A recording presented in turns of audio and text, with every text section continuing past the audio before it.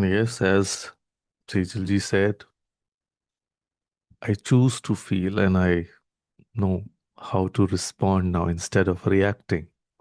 And I'm sure that is what graphology has given us, that we have learned to respond instead of react. And just imagine, someone cuts you off in traffic. What is your immediate thought? Definitely not that I hope they're having a blessed day. Or your colleague takes credit for your idea in a meeting. What is your first instinct? Definitely that I'm so happy for their confidence. This is not, right? But here's the thing, we all have a voice inside our heads that wants to strike back, defend ourselves, prove we are right, and make sure the other person knows they are wrong. And that voice is loud, quick, and convincing. It sounds like self respect, but often it's something else. So today we are talking about responding with kindness and not ego, and learning the difference between strength and stubbornness, between dignity and defensiveness. Let me tell you about Meera. Now, she's in a family WhatsApp group. You know, each one of us have family WhatsApp groups.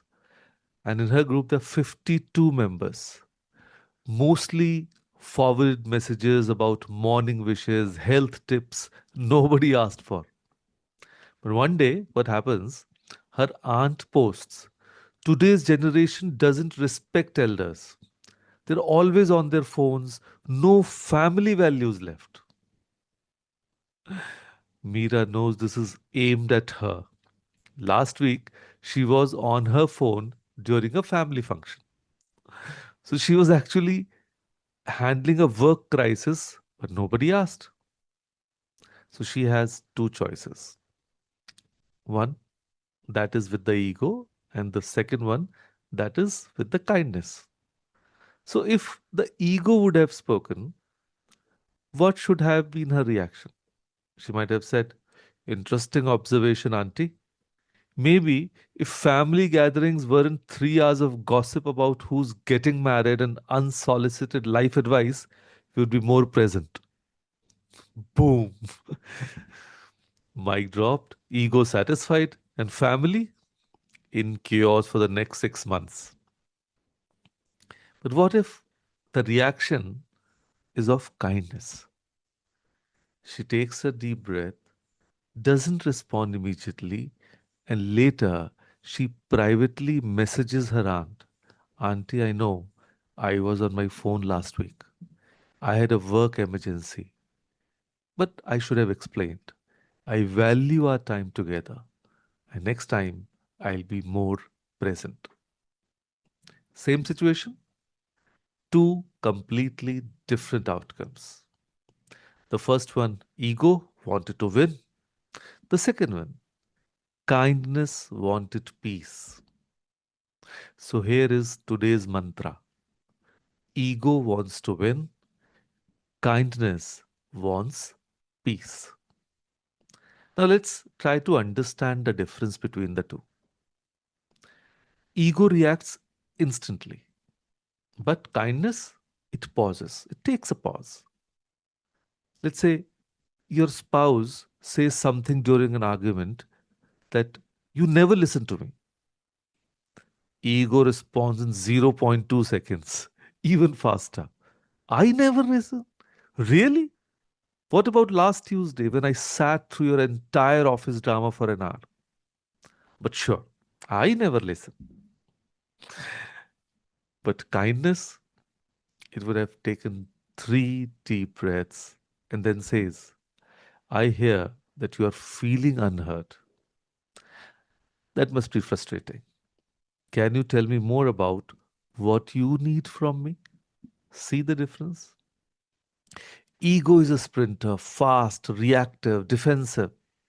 And kindness, it's a marathon runner, steady, thoughtful, intentional. And the problem? We live in a world that rewards the instant comeback. Our movies celebrate the dialogue bazi, the witty retort, the hero who puts the villain in their place with one line. But one real life isn't a 3 hour film. Real life requires us to live with the consequences of our words long after the credits roll. Two, kindness doesn't mean weakness, it means mastery. I know what you're thinking, that if I don't defend myself, people will walk all over me. They'll think I'm weak. But let me tell you something, responding with kindness is not weakness, it's mastery. Think about it. Anyone can snap back. Your teenager says, "You don't understand anything." And you immediately retort, "Oh, and you understand everything at 17." That's easy to say. That's automatic. That's ego on autopilot. But to pause and then to say, "I can see you are upset. When you're ready to talk, I'm here." That takes strength. That takes self control. That takes someone who's secure enough to not need to prove they are right in every moment. Our scriptures knew this. वो कहते हैं ना कि क्रोध से मोह पैदा होता है और मोह से स्मृति भ्रष्ट होती है. That is, anger leads to delusion, and delusion leads to loss of memory of what actually matters. And when we let ego drive our responses, we forget what actually matters: connection, peace, relationship. And third, responding calmly diffuses conflict faster than arguing. Here's an experiment. Next time someone's angry at you, try this. Don't defend, don't explain, don't counterattack. Just say, "You are right. I can see why you'd feel that way." And watch what happens. The person deflates because they came prepared for a fight and you didn't give them one. You changed the game. So I learned this, I would say, from a vegetable vendor. I once accused him of overcharging me. He could have argued. He had the receipt, the proof. Instead, he said, "Sir, you are a regular customer. If you feel I've charged wrong, I trust you. You can keep the extra." I checked later. He was right. I was wrong. But his kindness made me a customer for life. His ego could have won the argument, but his kindness won something bigger. So here's the truth: the real battle isn't with the person in front of us, it's actually with our own need to be right. We are addicted to being right. It gives us a hit of self rightness, a moment of superiority. But that hit, it's expensive. It costs us relationships, peace of mind, and respect, both from others and ourselves. Your child forgets their homework. Ego says, "I told you to check your bag." But do you listen? No. But kindness would say, "I know you're probably feeling worried. Let's figure out what to do about it." Your partner forgets an important date. And ego says, "Of course you forgot. You always forget what matters to me." The kindness would have said, "Hey, you forgot, and I'm disappointed. But I know you care. Can we make it up this weekend?" Notice something? Kindness doesn't pretend the hurt isn't there. It doesn't suppress your feelings. It just chooses connection over control. It chooses to build a bridge instead of burning one. Because kindness feels like surrender, especially in Indian culture where there's this unspoken rule that if you don't stand up for yourself, you're inviting disrespect. कि अगर sir पे चढ़ गए तो. But here's the paradox: the people who respond with consistent kindness, they command the most respect, not because they are pushovers, but because they have mastered themselves. Think about the people you deeply respect. Are they the ones with the sharpest tongues, or the ones who remain calm when others lose their heads? The ones who can be kind even when it's hard. So, strength isn't in the comeback, it's in the pause, the breath, the choice. So, here's your practical homework, your daily practice.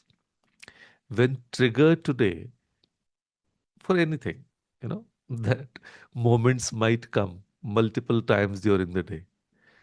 Pause for 3 breaths and ask, what response would build peace right now? Let me break it down. Let's say for the first breath, notice the trigger. My mother in law just made that comment again. But instead of responding, you took the first breath. Breath 2, feel that emotion. I'm angry. I'm hurt. My ego wants to snap back. But of course, you didn't because you are in the breathing phase. Number 3, ask the question: what response would build peace right now? And then choose. You might still address the issue, but kindness doesn't mean being silent.